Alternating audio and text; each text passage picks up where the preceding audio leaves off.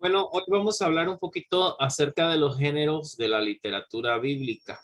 Vamos a ver un poquito sobre eso, pero generalmente lo que quiero que enfatizar es el género de narración o narrativo, que es lo que más encontramos en la Biblia, y también el poético. Hay muchos más, pero vamos a tratar de hablar un poquito sobre esto. Bueno, aquí nos habla un poquito, aquí géneros de la literatura bíblica. Y vamos a encontrar que el término Antiguo Testamento o Vieja Alianza se aplicó a las escrituras judías, incluyendo Moisés y los profetas, sobre la base de los escritos, que son la base de los escritos del apóstol Pablo y otros fieles cristianos, ¿verdad? Bueno, vamos al punto B, que es el que nos importa, que está aquí. En cuanto a los géneros literarios del Antiguo Testamento, tenemos narración. Les dije que vamos a dedicar un tiempito a este tema. La narración es un género literario que es parecido a la historia, pero dentro de la historia, por ejemplo, existen parábolas, epístolas personales, generales, milagros, contienen eventos, personajes históricos y en el caso de las cartas, algunas tienen carácter personal, como la carta a Filemón. Otras tienen carácter general, como la carta a la iglesia de los filipenses. Entonces, también hay otras más, como la ley, la poesía, la profecía, la sabiduría, son otras formas literarias. Pero la narración, que es la que vamos a ver ahora, vea que la narración no solamente es una historia, sino que dentro de la narración usted puede encontrar parábolas. Por ejemplo, Jesús hizo narraciones e ilustraba con parábolas. Las epístolas personales, usted va a encontrar epístolas personales o las cartas, va a encontrar que hay una narración, pero también va a encontrar otras figuras adentro de ellas, ¿verdad? Vamos a encontrar en una narración milagros, eventos, personajes históricos, etcétera. Entonces, la narración no solamente en la Biblia va a ser narración, sino que se combina hasta con poesía, a veces hasta con profecía. Viene una narración y de repente 2 o 3 versículos son poéticos. O de repente 2 versículos en medio de la narrativa son proféticos. Como sucede en los evangelios, que varios de los evangelios, principalmente Mateo, viene narrando la historia, los eventos, y de repente usa como está escrito en, como dice la escritura, y comienza a citar pasajes bíblicos. Pasa también en las epístolas, que de repente Pablo está hablando de un tema y hasta cita, como dice, por ejemplo, uno de sus profetas, pero está hablando de poeta, y da la frase que dijo este poeta. O como dice el libro de Enoch, y da la frase que dice el libro de Enoch. Entonces, no podemos decir que es 100% narrativa, las partes que son narrativas, sino que siempre están combinadas, ¿verdad? Están combinadas. En el Nuevo Testamento usted va a encontrar, repetimos, narración, parábola, enseñanza y los evangelios. Para estudiar eso tenemos que entender el fondo histórico de la vida de Jesús, averiguar qué estaba sucediendo en ese momento, el fondo particular de Jesús, o sea, los eventos importantes que estaban ocurriendo alrededor de él, ¿verdad? Y también tendríamos, si vamos a ver los evangelios, tendríamos que saber la historia del evangelista. ¿Por qué está escribiendo? ¿Cuál es el motivo? ¿Cuál es la razón? ¿Dónde encuentra usted estos motivos? Generalmente al principio o al final del escrito. Si usted ve Lucas, al principio da los motivos. En otros evangelios, creo que Juan en los capítulos finales da el motivo de su evangelio. Entonces, esto es importante. Si usted va a estudiar los evangelios, estudie el fondo histórico general de la vida de Jesús. Después, eso me refiero a, bueno, aquí dice vida, enseñanzas, virtudes. El fondo particular, que va a ser por donde recorrió los eventos, el gobierno, quién estaba, quién era el gobernante en aquella época, cómo estaban divididas las provincias, costumbres, todo eso hay que averiguarlo. Y la historia del evangelista, porque de acuerdo a esto, es la forma que él escribió. No es lo mismo leer Mateo, no es lo mismo leer Marcos, no es lo mismo leer Lucas y mucho menos Juan. tienen enfoques distintos de acuerdo a la personalidad del evangelista y al propósito de su evangelio. Cada evangelio tiene un propósito. Ahora, para cerrar esta idea, Mateo, Marcos, Lucas se llaman evangelios sinópticos. ¿Qué significa sinópticos? Que tratan una gran cantidad de eventos similares, que tienen hasta palabras similares, hasta frases similares. Eso significa que algunos creen que uno escribió primero y los demás se ayudaron del trabajo del otro y lo trataron de mejorar. Esto lo verán más adelante, son hipótesis acerca de cómo se escribieron las escrituras o por lo menos los evangelios. Pero se cree que el evangelio de Marcos, por ser el más pequeño, ese fue el primero en escribirse. Y luego los demás le fueron añadiendo detalles que a Marcos probablemente le faltó. Ahora, también tenemos las cartas, ¿verdad? Y Juan ya no es evangelio sinóptico, esa parte es un evangelio más teológico, es diferente. Su propósito es diferente, su manera de escribir es diferente. Ok. Bueno, aquí vamos a hablar un poco sobre las narraciones. Las narraciones. Tanto en su contexto como en su contenido, la gran mayoría de los libros del Antiguo Testamento son narraciones. Es decir, recogen y refieren a acontecimientos del pasado. Características de la narración. ¿Qué es la narración? Las narraciones son relatos en los que se desarrolla una tensión y una resolución. Se muestra una caracterización de los personajes y una descripción del escenario en que se producen dichos acontecimientos. Ok, propósito de mostrar acción, tiene una trama, hay personajes, hay niveles de narración. Quiero que le presten atención a eso. La narración generalmente vamos a ver el plan universal de Dios, o sea, el propósito de salvación en ese libro. Toda la Biblia tiene un hilo de pensamiento que es el plan de salvación. Usted tiene que encontrarlo en ese libro. Llámese Génesis, llámese Éxodo, llámese Levítico, llámese Juan, llámese Mateo, llámese Tesalonicenses. Todos van a hablar del plan de salvación. De alguna forma u otra aportan al plan de salvación. Pero principalmente los libros del Antiguo Testamento van a hablarnos de Israel. Este va a ser el nivel de narración. Generalmente en el Antiguo Testamento el principal tema va a ser Israel. Cuando vamos al Nuevo Testamento ya no. Sin embargo, se rescata en Romanos un poco sobre Israel. Y el nivel inferior ya van a ser las narraciones individuales. Los personajes, que si Timoteo, que si Abraham, que si Jacob, ya estas son narraciones individuales. Entonces, en una narración hay una línea general, que es el plan de Dios. Hay una línea media, que es Israel, el propósito de Dios para con Israel.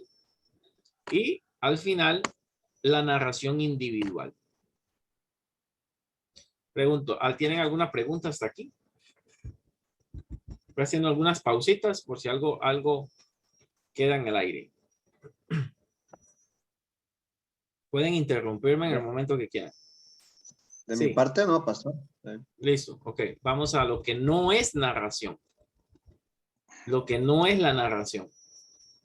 Narración no es solamente historia de personajes que vivieron en las épocas del Antiguo Testamento. Hay gente que piensa que son historias, nada más. No son alegorías o historias con significados ocultos. Hay gente que agarra a Abraham y dice, bueno, Abraham representa la iglesia y Jacob representa no sé qué, los profetas, y el otro representa los diáconos. O sea, no podemos agarrar la historia del Antiguo Testamento y cambiarle el significado y torcerlo para que encaje en nuestras vidas. Hay que tener mucho cuidado con eso. Eso se llama alegoría. Es un sistema de interpretación que vamos a ver más adelante, que es usado por muchas denominaciones, pero que nunca ha sido considerado como un estudio serio. No, agarrar un pasaje, un personaje y convertirlo en un tipo de Cristo a la fuerza, aunque la Biblia no lo diga. O sea, forzarlo, cambiarle el significado a la fuerza. Y a veces a nombre del Espíritu. Es que el Espíritu me dijo que Abraham aquí significa esto. No. Tampoco es una enseñanza directa. Eso significa que hay cosas que no son directas para nosotros, como ya lo vimos en el método inductivo. Yo tengo que saber qué cosas son para hoy y cuáles no. La lección con aplicación moral al lector. No siempre voy a tener una aplicación para nuestros días. Eso no significa que no lo haya, ¿verdad? Significa que no siempre la va a haber. B. Principios para interpretación de la narración. Volvemos, no es una enseñanza directa de una doctrina. Ojo con eso, le voy a poner un ejemplo y cuidado, me van a patinar un poquito con lo que voy a decir. Cuando yo leo una narración, tengo que tener el cuidado de no hacer doctrina de lo que estoy leyendo. Si alguien sabe dónde podemos conseguir doctrina en la Biblia, ¿en qué libros? ¿O en qué género? ¿A alguien se le ocurre? Usted sabe que seguro, ahí sí, seguro encuentro doctrina para la iglesia. ¿A dónde? ¿Dónde las puedo conseguir? ¿Algún valiente? ¿Dónde conseguimos la doctrina de la iglesia? Pastor, yo pensaría o mencionaría las cartas de Pablo. Exacto. En la carta de los apóstoles. Ahí podemos incluir Pedro, podemos incluir las cartas de los apóstoles. Pero, y también en parte en los evangelios, que es un género aparte, aunque es narrativo, es un género aparte, va a enseñanza y todo. Pero en los libros que son totalmente narrativos, tenemos que tener el cuidado de no hacer doctrina, porque no fueron creados para hacer doctrina, fueron creados para que usted vea lo que sucedió y tome o deseche ese ejemplo, ¿verdad? O sepa qué aconteció. Por ejemplo, cuando usted lee la historia de Jefté, a ver si se acuerdan, Jefté, un juez, Jefté dice que si Dios le va a dar la victoria, él va a entregar en sacrificio a la primera persona que salga de la puerta a recibirlo, si Dios le da la victoria. Y bueno, Dios le da la victoria en esa batalla y la primera persona que salió a recibirlo no fue el perro, no fue la esclava, no fue la mujer, fue la hija que él más amaba. Y entonces él dice, tengo que cumplir, por más que le dolió, se dolió en su corazón, tengo que cumplir esto. Ojo que el sacrificio para algunos va a ser como un voto, como hacen las monjas, de que ella no se casó. Eso podemos estudiarlo en algún momento. Parece, porque él dice que ella lloró su virginidad, pero si vamos a lo literal, dice que la ofreció en holocausto. Entonces es un sacrificio humano. La Biblia dice que Dios no se agrada en sacrificios humanos. Jefté lo hizo, tal vez, o por lo menos entregó a su hija a vivir de por vida en un lugar solamente para Dios. Sea lo que sea, cualquiera de las dos interpretaciones, la Biblia no nos dice si está bien o está mal. Ahí no dice, y Dios se enojó con Jefté, no dice nada. Y Jefté hizo mal ante los ojos de Dios, no dice nada. Eso a veces aparece en los libros de Reyes y Crónicas, pero hay narraciones donde no nos dice nada, si fue bueno y si fue malo. Usted tiene que usar su sentido común e interpretar si eso fue bueno o fue malo. Si yo uso mi sentido común y uso otros pasajes de la Biblia, me voy a dar cuenta de que yo no debo prometer a Dios cosas que no pueda cumplir, de que Dios, si estamos hablando de sacrificios, que a Dios no le gustan los sacrificios humanos, ¿verdad? Y por ahí me puedo dar a entender de que Dios no le agradó eso que él hizo, aunque el texto no me dice nada. Entonces yo no puedo sacar una enseñanza de ahí. Si yo digo, no, hermanos, hay que ofrecer a Dios o cumplir lo que yo prometa. Sí, yo puedo prometer, pero lo que él prometió era algo sin sentido, era algo incorrecto. Yo no puedo sacar doctrina de esa historia, pero sí puedo sacar un principio, una enseñanza. ¿Cuál es la enseñanza? ¿Cuál es el principio? No prometer cosas que no podamos cumplir, meditar bien las promesas que hacemos a Dios, etcétera. Entonces, no siempre, o mejor dicho, en las narraciones no podemos buscar doctrina. Y este ha sido el error de muchas personas, porque las narraciones las puedes torcer, más si no dice si fue bueno o fue malo. Esta historia alguien la puede torcer y decir que a Dios le agradan los sacrificios y enseñar de que Dios estuvo de acuerdo con un sacrificio de la hija de Jefté, pero el texto no me lo dice. Entonces tengo que tener cuidado. Voy a ponerle una que es muy común para muchos grupos y denominaciones usarlo como doctrina. José nos acaba de decir de que la doctrina debe ir en las cartas, por supuesto, porque las cartas fueron hechas para adoctrinar a las iglesias. Pero hay un libro muy popular y muy bueno entre nosotros que lo usamos para algunos para doctrina y hay que tener cuidado. ¿Cuál? Hechos de los Apóstoles. Hechos de los Apóstoles, como su nombre lo dice, es Hechos de los Apóstoles. Es la narración de las cosas que sucedieron con los apóstoles. No significa que yo deba practicar todo lo que ahí dice. Claro que hay principios para la iglesia, ¿verdad? Cómo la iglesia se mantenía unida, cómo la iglesia oraba, cómo partían el pan, pero hay cosas en la narrativa que la gente las aplica y se olvida que este libro fue escrito para narrar cómo creció la primera iglesia, no fue escrito para dar doctrina. Y le voy a poner un ejemplo. Bueno, para algunos el tema de las lenguas es un ejemplo, pero no me voy a meter ahí. El otro ejemplo que quisiera yo poner con hechos, lo encontramos en los primeros, el primer capítulo, si no me equivoco, ¿verdad? Recuerden que ya había muerto, Hechos capítulo 1, si alguien lo quiere buscar, se puede ver que ya se había suicidado Judas. Ellos eran 12 apóstoles, con Judas quedan en 11.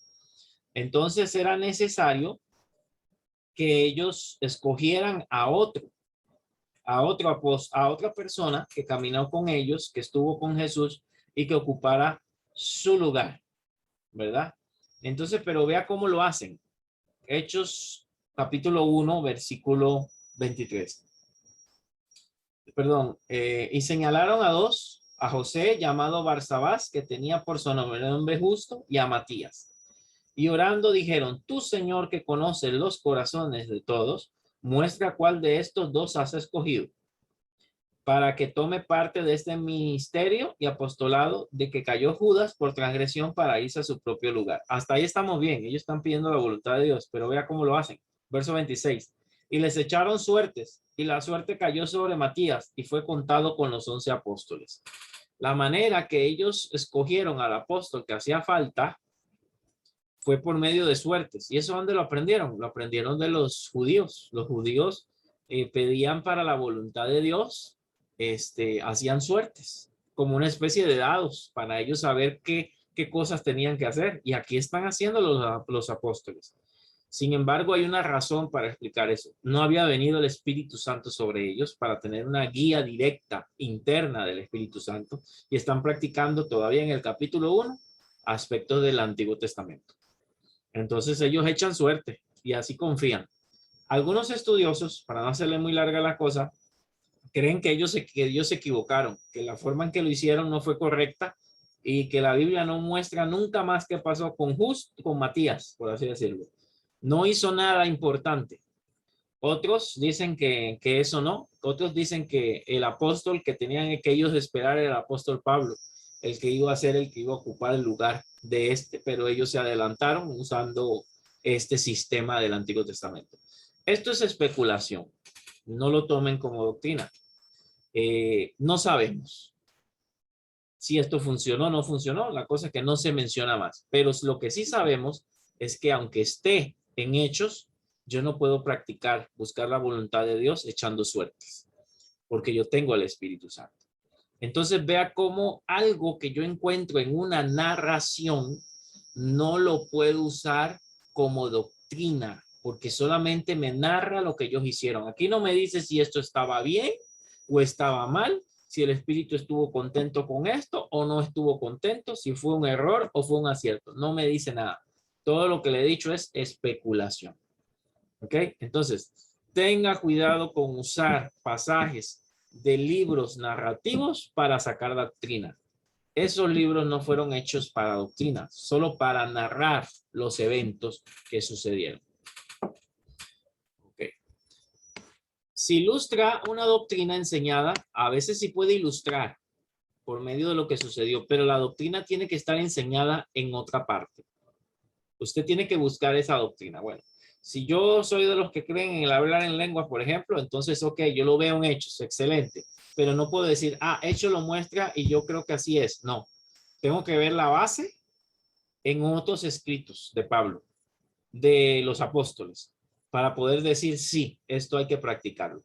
Un detalle, hermanos, ninguna doctrina se fundamenta con un solo versículo. Tiene que estar apoyado de 3 o más versículos para uno decir, esto es doctrina. Un versículo en la Biblia separado y aislado no prueba nada. Necesitas muchos más versículos para poder apoyar una doctrina. ¿Ok? Okay. Un grupo aquí que está muy activo. Es historia de lo que pasó. Ojo, no de lo que debió pasar. Entonces, es una narración. No nos dice a veces sí, pero no nos dice no nos dice si estuvo bueno o no. No son siempre ejemplos de buena conducta. Ojo con eso. Los personajes son imperfectos. O sea, vamos a ver que cometen algunos errores. Yo leo la historia de Noé y veo que era perfecto, recto delante de Dios, etcétera. Perfecto entre los hombres de su tiempo, pero se embriagó. Yo interpreto de que eso estaba mal, por lo que conozco de las escrituras. Pero usted ve, el texto no dice nada, no señala nada contra Noé. Usted lo tiene que interpretar de acuerdo a otros pasajes. Solo narra que se embriagó, nada más. ¿Verdad? Y lo que hizo su hijo Cam, ¿verdad? De observarlo cuando estaba desnudo ahí en el campamento. No siempre dan un juicio de que si fue bien o mal lo que se hizo. Esto ya lo repetí bastantes veces. Son selectivas e incompletas. A veces las narraciones son incompletas. Son escogidas de acuerdo al autor. Probablemente sucedieron más cosas, pero el autor, por supuesto, inspirado por el Espíritu Santo, decidió, voy a meter esta narración, esta otra no, por alguna razón. No están escritos como soluciones a las cuestiones teológicas. Y hay que tener claro esto, que las narraciones no están hechas específicamente para teología. Pero ¿cómo apoyo, pastor, esto? Busque el apoyo teológico o bíblico de esa historia en otros pasajes de la Biblia, en otros lugares. Pero no se atenga nada más a la narración. Pueden enseñar explícitamente o implícitamente. O sea, puede ser claro o a veces hay que interpretarlo, ¿verdad? Y Dios siempre es el héroe de las narraciones bíblicas. Algunas precauciones. Cuando vamos a interpretar las narraciones, vuelvo y repito, no la alegorice. No la alegorice. Una vez escuché una prédica de un pastor hace mucho tiempo atrás y entendí muy bien qué era la alegoría. Él le tocaba enseñar en una reunión de pastores y estaba estudiando o quiso predicar el mensaje acerca de David y Goliat. Cuando él presenta a David y Goliat, no lo enseña como debería ser, sino que comienza a alegorizar cada cosa. Por ejemplo, las 5 piedras que agarró David, según él, eran los 5 ministerios del Espíritu Santo. Después dijo que Goliat y las ciudades que estaban alrededor, según el Espíritu le había dicho, eran 5 demonios que se habían levantado contra Costa Rica. Y después que David era la iglesia de los últimos tiempos. Y ahí comenzó a torcer todo el pasaje. Usted no necesita torcer el pasaje. Recuérdese el método inductivo. Usted lo observa, luego lo interpreta tal como está y después lo aplica. Le hubiera quedado mejor la enseñanza si él explica que David era David, que Goliat era Goliat, que las piedras eran piedras y que eso sucedió como narra la escritura, pero después lo aplicas enseñando de que igual si nosotros tenemos fe, igual si nosotros se nos presentan gigantes, el gigante del problema, el gigante de la circunstancia, el enemigo, Satanás, podemos vencerlo con nuestra confianza en Dios. Entonces yo no necesito torcer el pasaje para poder que sea llamativo. La aplicación puedo darle el sentido que la gente necesita. Pero si yo comienzo a torcer la historia desde el principio, estoy alegorizando. Sin contexto, ¿Qué es sin contexto? Que no le tomo en cuenta la historia, no tomo en cuenta la cultura, no tomo en cuenta qué estaba pasando. No, no, me voy al versículo y no investigo nada. Eso es un error. Hay que seleccionar, ¿verdad? Lo que vamos a leer. Bueno, y aquí hay otras cosas, combinación falsa, nueva definición, autoridad fuera de las escrituras, o sea, cambiarle el sentido porque yo quiero, no porque dice la Biblia, sino que yo quiero que signifique así, y punto. Darle una nueva definición según el punto 5, diferente a la que el texto dice. Aquí voy a dejarlo con la narrativa. ¿Alguna pregunta hasta aquí? ¿Algún aporte de ustedes? Sé que vamos rápido, como de costumbre, pero son unos tips para cuando estudiamos narraciones. Pastor, Sí, dígame. pienso que las narraciones se pueden utilizar, no como doctrina, sino como ubicación de un pasaje, de un tema que uno pueda Sí. expresar, Ujú. nada más como ilustraciones, no son doctrinas, son simplemente como ilustraciones que están ahí, pero sin caer en el error Ujú. de Sí. querer traerlas a adoctrinarlas, tal vez hablar de un tema en específico que queramos enseñar basado Ujú. en una narración. Exacto, sí, Es- no, son útiles, claro. Son ejemplos. Por ejemplo, si yo voy a hablar del samaritano, el buen samaritano, voy a poner exacto. ejemplo, la parábola, ¿verdad? Es una parábola, pero Sí, está en una narrativa. Pero yo me puedo ir al extremo a decir de que los religiosos, no, las personas no deben cumplir su función religiosa. El levita que iba a hacer lo que iba a hacer, el sacerdote que iba a hacer por lo que iba a hacer. Entonces, yo puedo torcer el texto y decir, no, no, ya no importa los cultos, no importa nada de eso, porque Dios quiere es que ayudemos al prójimo. No es lo que quiere decir la narración. La narración está dando a entender de que una persona puede tener mejor corazón, ¿verdad? El buen samaritano, y ver una necesidad, y suplirla. Y hay personas que pueden ser muy religiosas y no lo hacen, ¿verdad? Entonces, ujú, es una ilustración, como bien mencionas.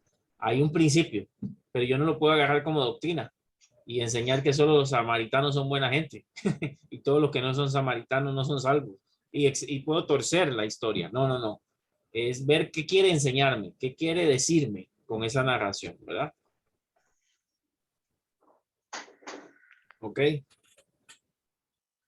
Entonces creo que el hermano Eduardo me dice por ahí que tiene problemas con el audio, entonces debe salir y volver a entrar, pero cuando entre, acepte de una vez entrar con audio y así se arregla la situación.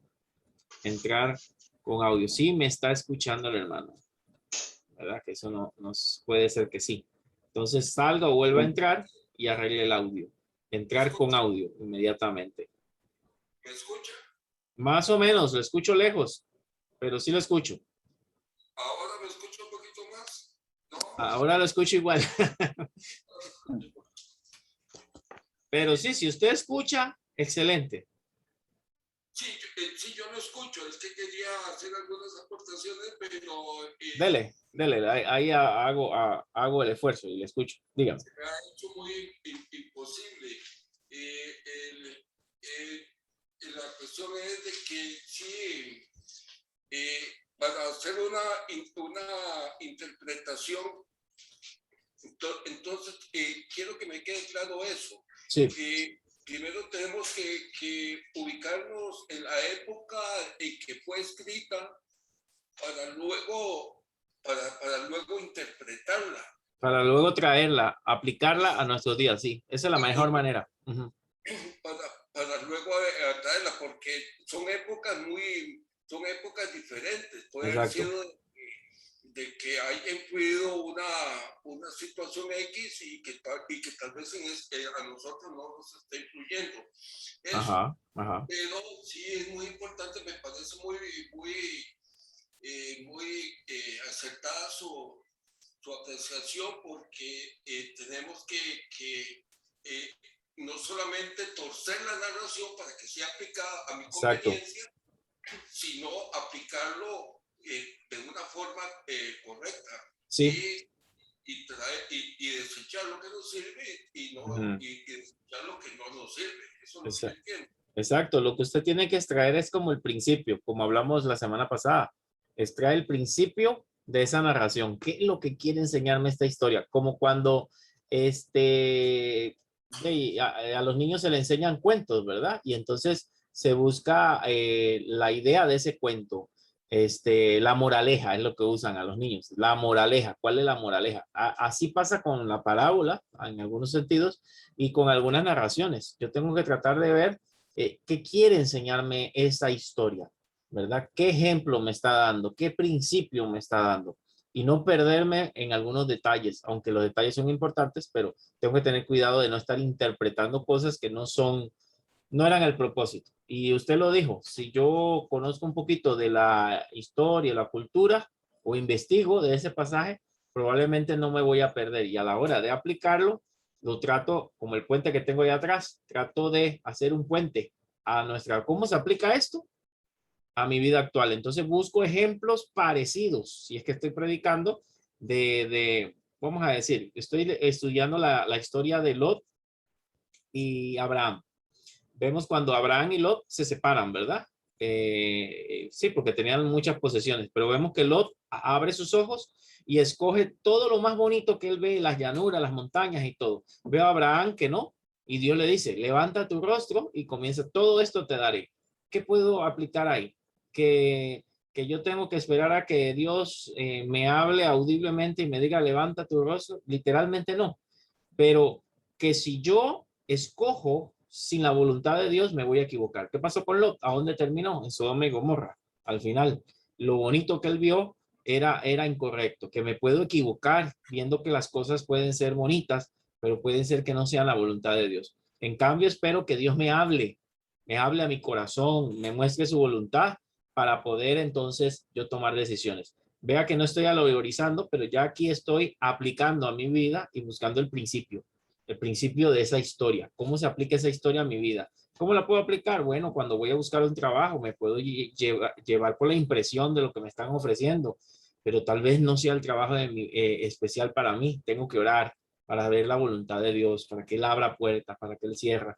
Si yo lo puedo aplicar también para cómo, lo aplico a alguien que está esperando casarse, que tal vez ve a esa persona tan bella, tan hermosa y dice, esta es la persona para mí. Pero si no, si ora, probablemente se va a dar cuenta que no es así, que Dios tiene algo mejor preparado para sí. Entonces, así usted aplica. Toma el principio. Pastor, Sí, perdón. tal vez así como comentario nada más. ¿Qué Sí, cuidado hay que tener para interpretar sí, las narraciones, verdad? claro. Porque hay enseñanzas que uno escucha y que a través de los años ha visto, que podemos decir los pañuelos ungidos, Sí, ¿verdad? sacado de Eh, hechos, casualmente sacado de pues hechos. exactamente, pensando en hechos de los apóstoles, Mm, todo lo que de ahí se sacan para mm, doctrinas que exactamente. van Y que no se ve en otro completamente, lado más, no se ve no Pablo sé, en otro haciéndolo ni lado. nadie más. Sí, Pastor, Sí, don eh, Eduardo. Ujú. bueno, tengo una duda en cuanto a eso. Por ejemplo, yo puedo tomar como, creo yo, no estoy seguro, pero me gusta preguntarlo, porque si estoy en el error, corregirme de una vez. Sí, Por ejemplo, cuando puedo tomar como doctrina, por ejemplo, bueno, no sé, el hecho de que, bueno, tal vez como doctrina no, pero puedo, cuando el pueblo de Israel salió de Egipto rumbo a la tierra prometida, esa tierra que emana leche y miel, eh, en el transcurso del trayecto, la sombra de Jehová los acompañaba todo el sí, día. sí. Pero en el transcurso de su peregrinaje, ellos comenzaron a pecar, ellos Ujú, comenzaron a fallar, inclusive hicieron hasta el becerro de oro, lo adoraron. Y Dios se indignó tanto que inclusive casi hasta los extermina. Pero ujú. Sí, los entregó en manos de los amorreos y los castigó. Pero ellos clamaron y se acordaron de Jehová y clamaron y volvieron su mirada al Señor y sí, clamaron misericordia. Ahora, el punto que voy es a esto. Yo puedo interpretar, por ejemplo, pues, esa narración de ese pasaje así, en nuestra vida diaria. sí, Y que yo puedo decir, bueno, esto es nuestro caminar. Esto es el caminar de mi vida, de mi familia, de que vamos rumbo a la tierra prometida.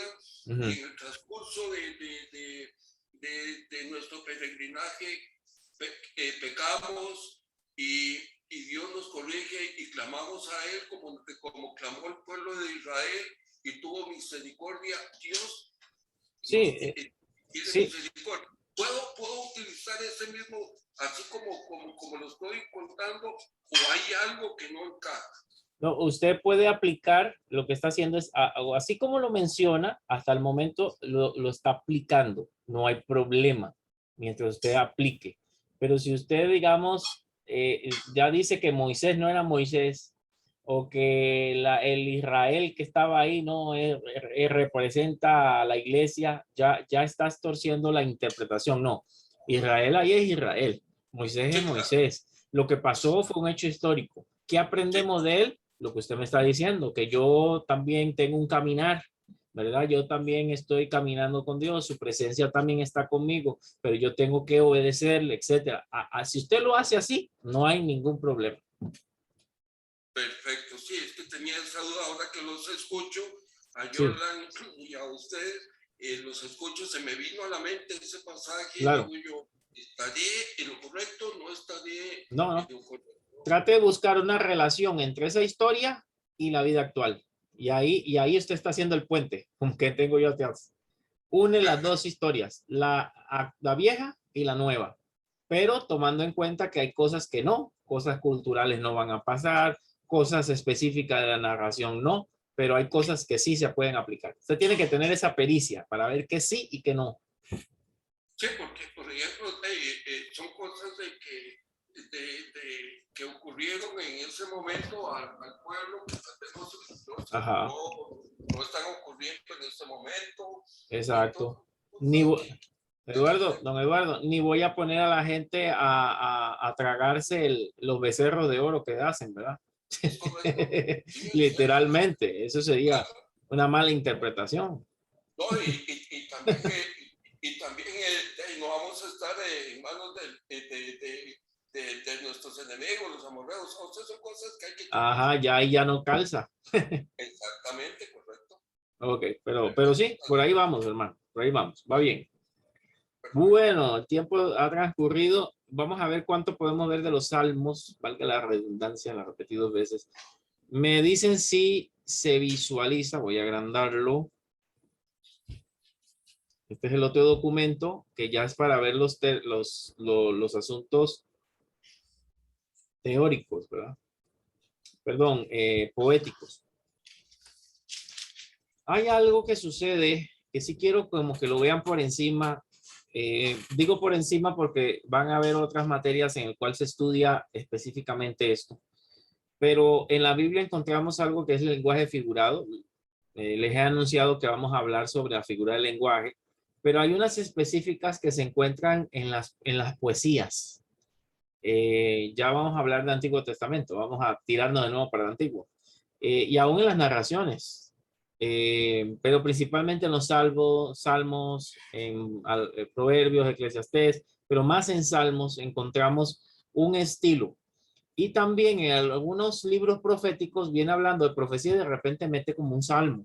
Entonces es bueno que ustedes vean cómo interpreto yo eso. Hasta en otros pasajes del Nuevo Testamento de repente termina como en una poesía. Entonces, pero ¿cómo se interpreta esto? Bueno, hay algo que se conoce, vamos a ver cuánto lo puedo subir, que se conoce como paralelismo. Okay, creo que ahí ya creo que lo pueden ver, ¿verdad? Mejor. Paralelismo. ¿Qué es paralelismo? Bueno, son varias figuras que encontramos en los salmos. Vamos a ver. El carácter esencial de la poesía hebrea es el paralelismo. De una manera que el segundo verso es de una u otra forma un eco del primero. Esa es la manera de los salmos. Vamos a ver algunos ejemplos. Si ustedes quieren revisar con su Biblia, porque aquí no vienen completos. Por ejemplo, vamos a ver, aquí no me dice qué es. Sí, yo creo que es el Salmo 103. Vamos a ubicarnos en los salmos un momentito para que vea el ejemplo. Hay que, como para rellenar, entonces no viene completo. Salmo. Sí, versículo 10. Ok, sí, es que Sí, ahí está. esto va lento acá. Bueno, si lo tienen ahí, lo podemos ir rellenando. No ha hecho con nosotros conforme a nuestras. ¿Qué iría ahí? Iniquidades, Ajá. Ni nos ha pagado conforme a nuestros. pecados. Ok. ¿Qué es el paralelismo sinónimo? No voy a poder verlos todos, pero transgresiones y pecados, en teoría es lo mismo. Entonces, la primera frase, no ha hecho, o primer verso, no ha hecho con nosotros conforme a nuestras iniquidades, y ni nos ha pagado conforme a nuestras transgresiones, o al revés, es lo mismo. ¿Me entienden? El verso 1 y el verso 2, bueno, no digo verso porque se me va a confundir, porque todo está en el versículo, en un solo versículo. Pero la parte 1 de ese versículo y la parte 2 se vuelve a repetir, pero con otras palabras. Eso se llama paralelismo sinónimo. Dice la misma cosa. No hay un significado distinto en esta parte y un significado distinto de esta. Es lo mismo. Solo se hablaba así en la poesía hebrea. No es como la poesía latina, que es que rima. No, la poesía era así. Digo una frase y la otra frase la vuelvo a repetir, pero con otras palabras. Entonces está queriendo decir que Dios no nos ha castigado conforme a nuestra maldad. ¿Me entienden? Eso es sinónimo. Sinónimo es paralelismo sinónimo. Cuando usted vea un salmo así, se repite la primera parte y vuelve a repetir la segunda, pero como para dar más énfasis. Pero es el mismo significado. Es lo mismo. Es lo mismo. Ok, vamos a ver este. Vamos a ver. 22, Salmo 22, 20. Vamos a ver si se queda claro. Con ese quedamos claros.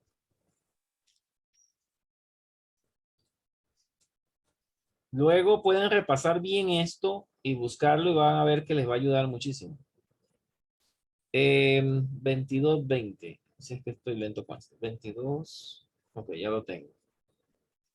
Libra de la espada mi alma. Ok. Del poder del perro mi vida. Es lo mismo. Solo que está diciendo libra de la espada. O sea, mi enemigo me quiere matar. Del poder del perro, o sea, del impío, mi vida. Vida y alma es lo mismo. Son sinónimos. Son sinónimos. Como acá era pecado y transgresión. Repiten palabras semejantes. Lo que aquí llamamos nosotros en español sinónimo. Entonces es la misma idea. Que me libre del enemigo. Eso es lo que quiere decir. Dos frases para decir una misma cosa. ¿Ok? Yo me quedé un poco confundido porque dije yo, pero no le veo la similitud. Ajá, por el perro y la espada, pero sí por el alma y la vida. Exactamente. Sí. Yo me quedé así, digo, pero ¿dónde está la similitud? No la logro. Claro, sí, y ahora sí la Claro, logro. la espada me mata y un perro rabioso también. Sí, tienes razón. Sí, entonces si ustedes revisan todos estos pasajes, se los dejo ahí de tarea, ustedes lo revisan, ustedes van a encontrar que es la misma palabra donde está esta rayita, la misma que sigue acá, pero es un sinónimo. Es una palabra parecida, no exacta, sino parecida. Y el significado va a ser uno solo, no tiene que matarse interpretando la primera parte y la segunda parte, no, es lo mismo. ¿Qué quiere decir con esas dos cosas? Usted tiene que descubrir qué quiere decir. Esa es una de las que encontramos en los Salmos. Aquí viene otro. Paralelismo opuesto.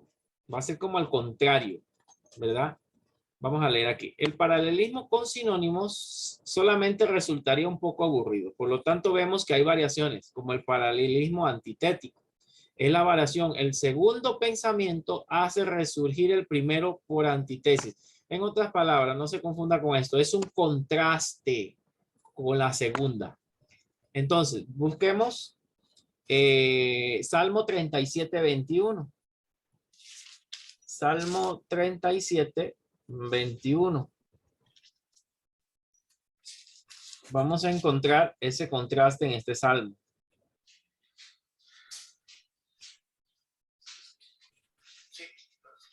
Ok. Dice así: el impío toma prestado y no paga. Mas el justo tiene misericordia y da. Ve que el contraste está contrastando al impío con el justo. Ajá. Entonces, es una comparación que hace. Exactamente. Si usted ve en el Salmo 1 también hay una comparación, pero en un montón de versículos. Bienaventurado el varón que no anduvo en consejo de malos, bla, bla, bla, bla, bla. Y como a la mitad del capítulo, ese capítulo dice, no como los malos, que son como el tamo que arrebata el viento. Entonces está comparando al varón de Dios con los malos. Es un contraste. Y aquí también, pero aquí en un solo versículo está. Está comparando al impío con el justo. Vamos a ver el... Sí. En el libro de Proverbios podemos encontrar algo parecido a esto.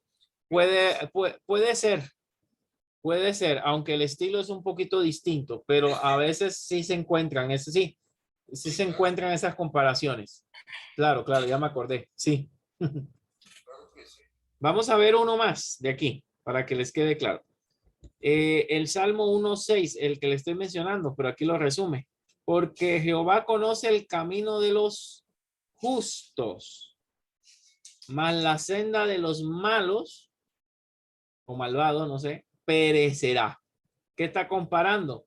El camino de los justos y la senda de los malos. Es lo que está comparando en el Salmo 1:6. Entre toda esa narración es una comparación. ¿Ok? Correcto. Y hay más ejemplos para que ustedes lo estudien. Eso les va a ayudar a ustedes a detectar otros más. Y ya se vienen complicando un poquito, que es el paralelismo por graduación, o sea que es progresivo. Va explicando cosas, ¿verdad? La primera línea, la segunda explica un poco más. Vamos a ver el Salmo 29:1. En el Salmo 29:1 dice, ok, 29:1. Tributad a Jehová, oh hijos de los poderosos. Dad a Jehová la gloria y el poder. Vea que aquí no repite nada, sino que extiende y explica. Dice, tributen a Jehová, hijos de los poderosos. ¿Qué van a tributar? La gloria y el poder. La segunda, no segundo versículo, sino que la segunda parte de este versículo amplía la primera. Amplía la primera. Me la va a explicar más. Me la va a ampliar más. Ese es cuando es por progresivo, si no sé, paralelismo progresivo lo puede llamar, tiene varios nombres, pero puede ser paralelismo progresivo. Vamos a ver el del 145, Salmo 145.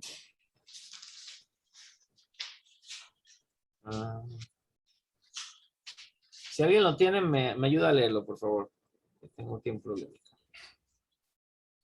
Dice, cercano está Jehová a todos los que le invocan.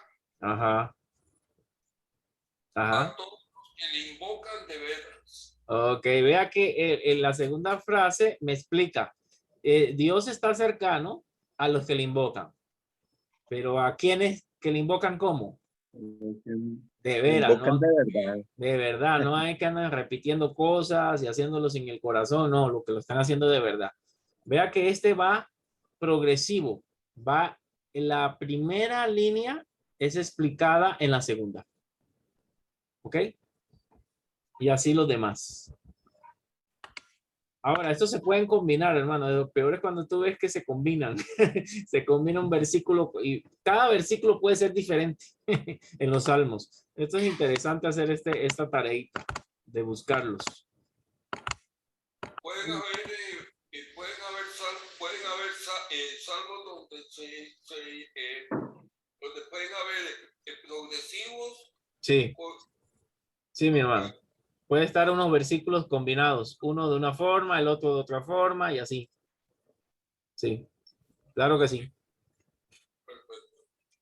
Ok. Paralelismo, ya vienen los últimos. Sintético. La primera parte sirve de base a la idea introducida por la segunda. La primera y la segunda línea llevan una relación entre sí, como causa y efecto. Es parecido a la que le estamos hablando. La segunda línea avanza, completa o rellena la idea de la primera. En el paralelismo progresivo, sección anterior, la segunda o tercera línea también avanza la idea, pero se repite la misma palabra. Ok, en la anterior es la misma que la anterior, prácticamente, solo que no repite la palabra. No hay una palabra que se repita de la primera línea. En la anterior, según él, se repite una palabra. En este no. La idea aquí es que se avanza también, se explica también, pero sin necesidad de usar sinónimos, palabras parecidas. Salmo 119:11. Tal vez, Jordan, si me puedes leer, por favor. En mi corazón he guardado tus dichos para no pecar contra ti. Ajá. No se parece en nada, no usa ningún versículo parecido, ninguna palabra parecida para ampliar nada. En la anterior, si se acuerdan, usa las mismas palabras. Voy a ver, no me había fijado en eso, pero sí usan las mismas palabras. Cuando habíamos visto este versículo, se repetía una de las palabras. Pero en este no. No hay ninguna repetición de ninguna palabra, ningún sinónimo, ni una palabra parecida. Pero se amplía la idea. En mi corazón he guardado tus dichos. ¿Para qué? Aquí está la razón para la cual les he guardado. Para no pecar contra ti. En la otra es lo mismo. Es igual. Solo que utiliza una de las palabras que usó en la primera frase.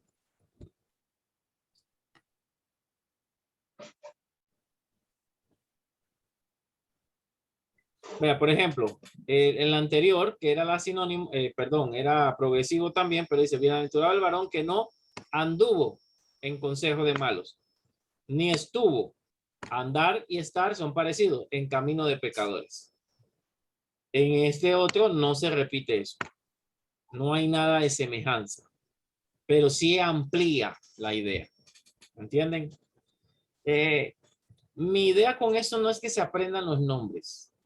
Mira que ni yo me lo sé, a veces se me olvidan, pero sí me acuerdo cómo funciona para poder interpretarlo.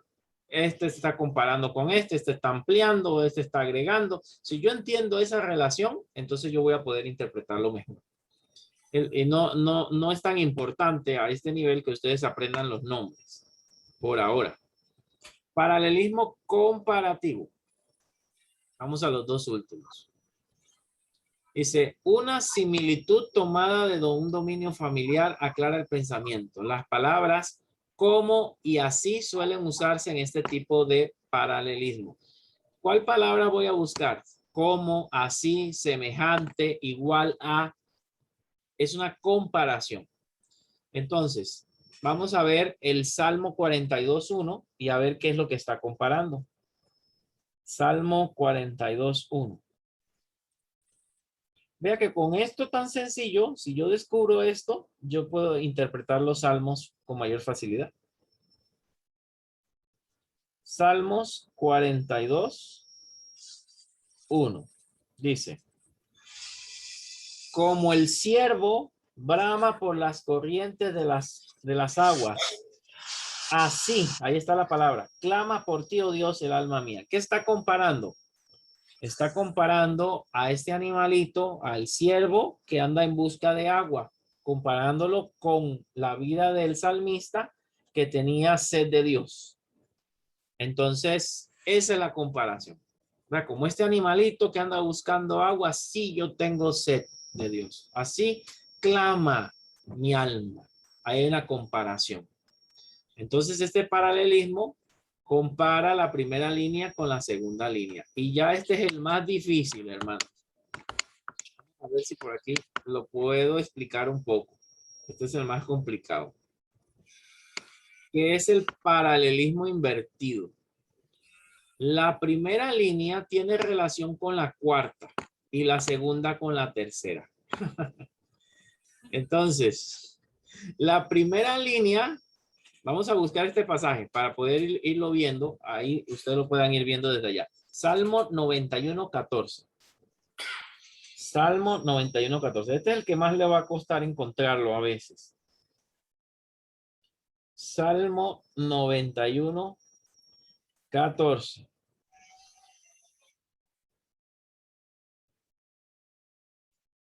Entonces, lo tienen, ¿verdad? Sí.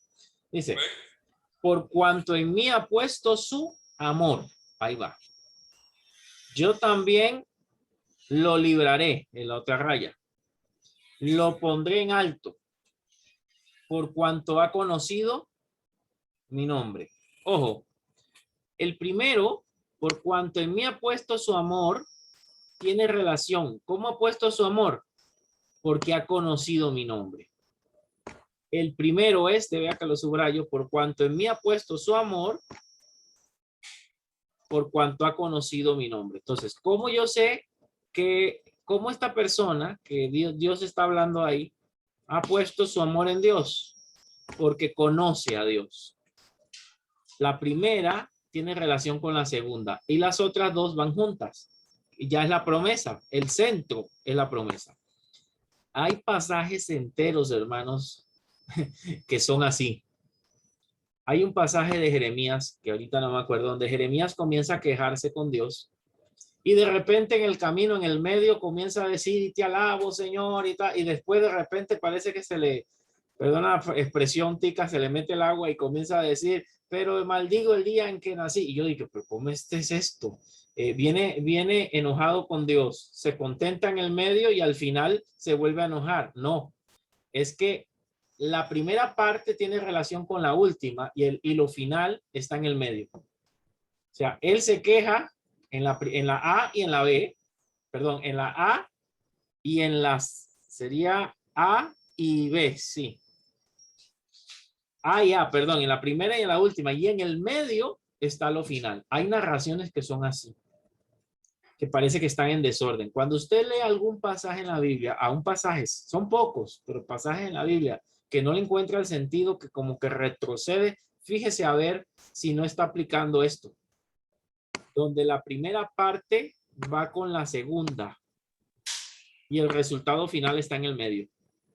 Hay unas partes que a veces leyéndola de arriba, de abajo hacia arriba, al revés, le da más sentido al. Exactamente, por ahí va la idea. Por ahí va la idea. Es como cuando Jesús habla de que no echemos la perla, vamos a ver, la perla a los cerdos. No sé si lo han oído. Sí. Entonces, ese pasaje también está así. Ese pasaje también está así. Lo consigo rápidamente. Mateo 7:6. Yo no sé si usted no ven la Biblia que estoy poniendo aquí, ¿verdad? ¿O si la ven? No. No, ok. Bueno, no importa. Échenle un ojo a Mateo 7:6 y se van a dar cuenta que también está en una especie de desorden. Dice así. No es exactamente lo mismo, pero bueno, sí es igual. Mateo 7:6 dice, no deis lo santo a los perros, ni echéis vuestras perlas delante de los cerdos, no sea que las pisoteen y se vuelvan y os despedacen. Si usted lo lee así, pareciera, dice, no deis lo santo a los perros. Ok, ya de perro va a cambiar de tema. Ni echen las perlas delante de los cerdos. ¿Qué pueden hacer los cerdos? No sea que los pisoteen y se vuelvan y os despedacen. Pregunto, ¿un cerdo puede volverme y despedazarme? ¿Quién puede despedazarme? De los dos animales que están ahí. Perro. El perro, exacto. Porque la primera parte donde dice no deis lo santo a los perros va con la última parte. No sea que se vuelvan y os despedacen. ¿Me entiende? No deis lo santo a los perros, no sea que se vuelvan y os despedacen. O sea, la primera parte va con la última. Y el medio sí está bien. Ni echéis vuestras perlas delante de los cerdos, no sea que os pisoteen. Si usted busca este pasaje, creo que en la Dios habla hoy o en la nueva versión internacional, sí está en el orden correcto. Ellos lo tradujeron en el orden correcto.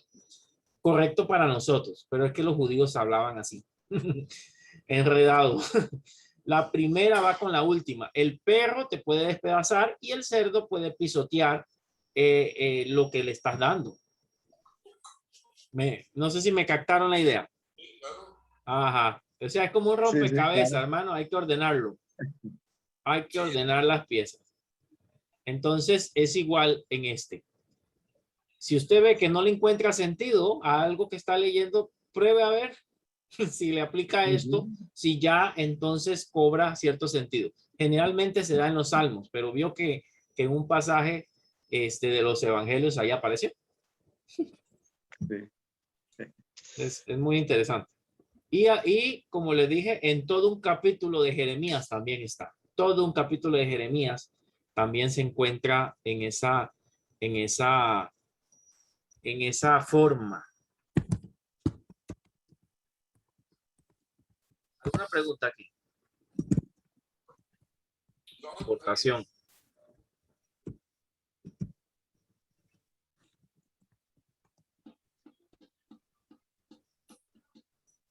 No, no. está bien. Está muy interesante, muy rico para Sí, claro. ponerlo en práctica. Sí, ya tienen trabajo, Para- ¿verdad? Sí, para cuando uno está leyendo, Estar atento, estar viendo, atento. estar atento, exactamente. Estar atento a esto. A encontrar estas cosas tan interesantes de las escrituras. Bueno, eso solamente es una pequeña guía para que ustedes puedan aplicarla. Aquí hay otros, ustedes lo pueden revisar, repasar y ustedes van a ir agarrando la idea, encontrando estas cosas poéticas en las escrituras e interpretándolas un poquito mejor. Bueno, hermanos, hasta aquí entonces quedamos nosotros. Recuerden que la tarea en este caso son estas mismas 2 hojas que ya les había adelantado. Ustedes tienen que estudiarlas y lo que van a hacer no tanto un resumen, sino como, bueno, de la lectura de, por ejemplo, de paralelismo aprendí esto. Me van a hacer un listado de cosas que aprendieron y de la otra lectura aprendí esto y esto y esto. En este caso son 2 lecturas, pero son bien cortitas. Entonces me van a hacer en un documento qué fue lo que aprendieron de esas lecturas. ¿Está bien? De acuerdo. Bueno, Entendido, pastor. quedamos ahí, vamos a ir aprendiendo poquito a poquito. Sí, muchas gracias. Que Dios me les bendiga. Un abrazo. Bendiciones a todos. Amén, amén. Que descansen. Buenas noches. Buenas noches.